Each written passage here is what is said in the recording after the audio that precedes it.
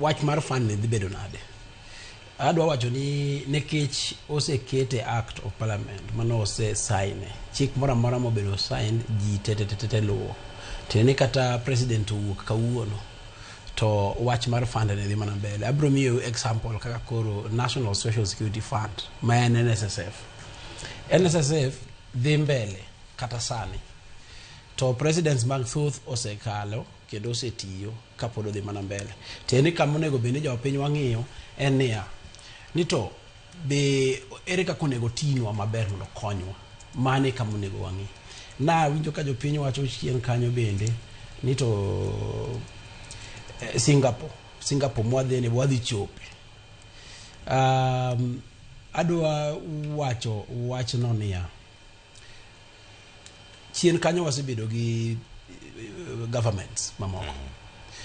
To government mamoko kang'iyo clearly ne wan gi government mar President Kibaki, ne wan gi government mar President Uhuru. Government mar President Kibaki kano biro to kanan chande to ne en political aspect nikech en nokotiyo. En lek mane nitie kuma wadwa wadhiye to ne ok wayudo telo. To mar President Kibaki kano donjo to no eno chaka tich mar gero ndara. Aparo ni dhi karo ni achiel kuom deri mano gero. To ne ok okono jopiny duto tete to wadwa dhi kanye exactly. Mar ariyo ne ka President Uhuru be no donjo to no wacho ni health center health ne okete pesa mang'eny ahinya. Kano ng'iyo wach mag Linda Mama to gi mak to doko kono wa clear strategic direction mondo go wuog directly from the leadership mar president. Kor wach Singapore ni en ka ng'iye gi pacha en kawo ji te tikete para achiel kitiyo gi wach achiel. Koro ji te obedo government department mane obedo county government obedo treasury tiyo kaluwore gi lekno. Omiyo mana nene ni en gima berie moloyo e piny ma wan go kanisa ni.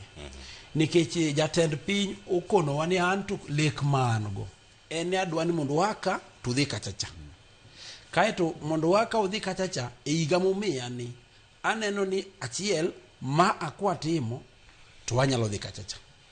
Ma akwatimo omiyo koro kaka wanjolo mabiro ka koro wang'iyo gini omiyo wakwayo government mondo oketwa machiegni mondo wakonye gi ng'iyo gini mondo kik wadhi marach. Ko giketo machiegni to wang'iyo gino mondo kik wadhi marach. Kana winjo ka jalony machielo wacho kacha niya oversight ok ber ahinya nikech treasury emonego beni timo oversight to again emage come up gi National Infrastructure Fund. Teni kanyo wadhi dwaro regulation. Jalony wadwa CPA wacho ni wadwaro regulation very important. Koro kwang'iyo regulation sama koro gindiko regulations to giduogo to wang'iyo regulation no maber mondo mi kik japiny nyire to kuma wadhi to ready wang'e waseneno niya idwa ni wadhi kacha to yo mwadhi go kacha cha en kama. Erokamano.